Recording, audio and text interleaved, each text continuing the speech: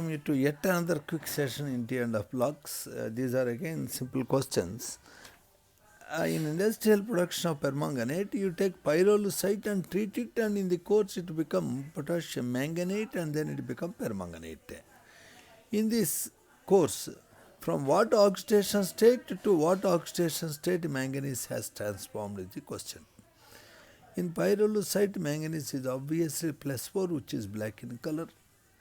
In K2MnO4, which is green in color, manganese is +6. And in KMnO4, which has a deep violet color, manganese is +7 in color, +7 in oxidation state. So for this answer, oxidation state initially +4 changes to +7. 1 mole of permanganate oxidizes dash moles of ferrous sulfate. Ferrous sulfate always becomes ferric sulfate, +2 becomes +3. Permanganate becomes Mn+2 in acidic medium. Therefore, 1 mole of permanganate can oxidize 5 moles of ferrous sulfate. Is that 5? The number of electrons gained by permanganate you should put before ferrous sulfate.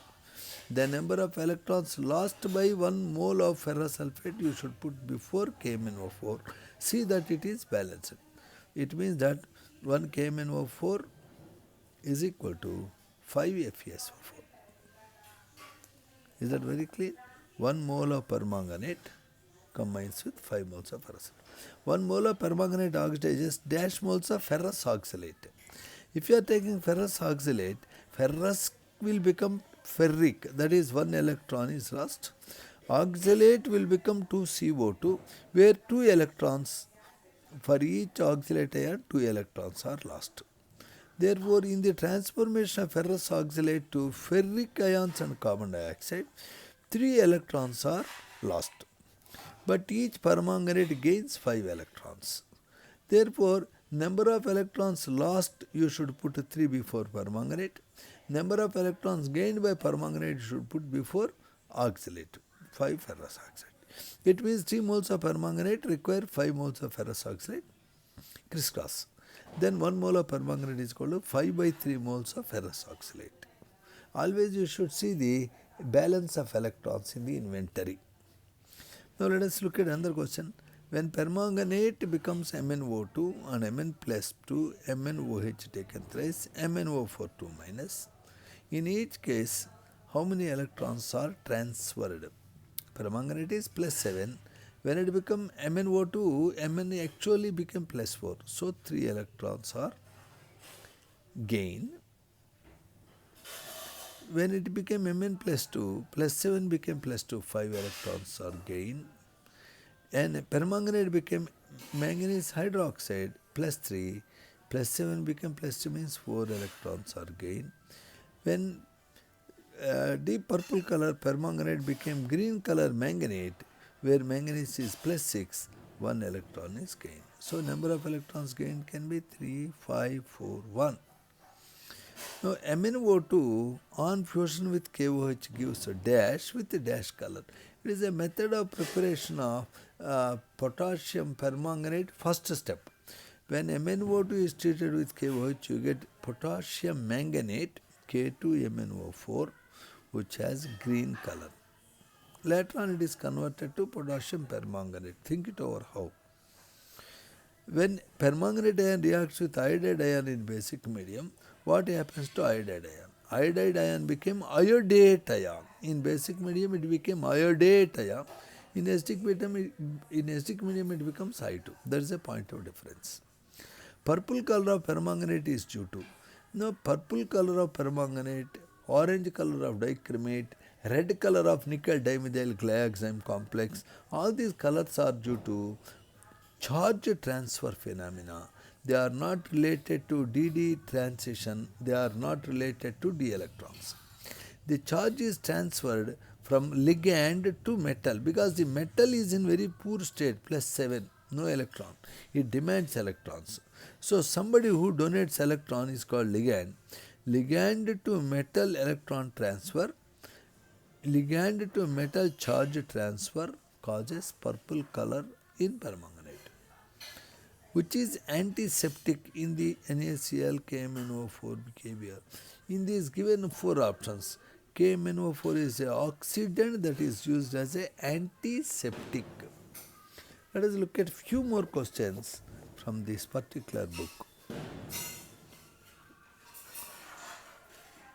A solution of Na2SO3 will be oxidized to Na2SO4 by permanganate solution in acidic medium.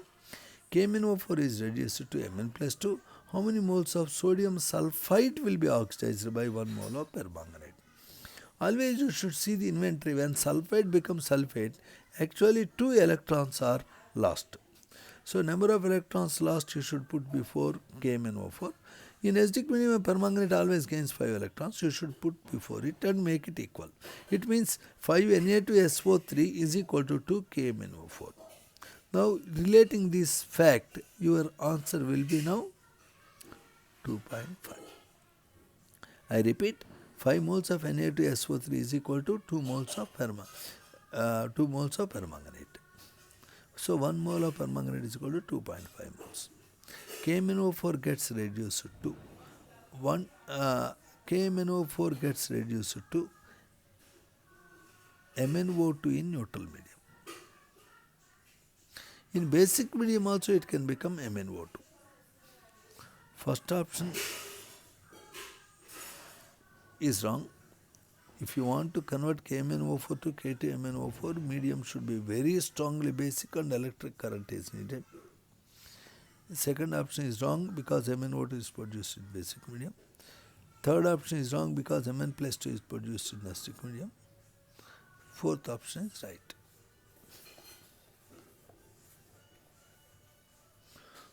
Which of the following statement is incorrect? So they are asking false statement. The equivalent mass of permanganate is strongly alkaline medium is molar mass divided by 1. When it became K2MnO4, yes, purple color permanganate become green color manganate by gaining 1 electron. Therefore, statement A is right. The equivalent mass of permanganate in strongly alkaline medium is molar mass divided by 3. When the permanganate in strongly alkaline medium became MnO2,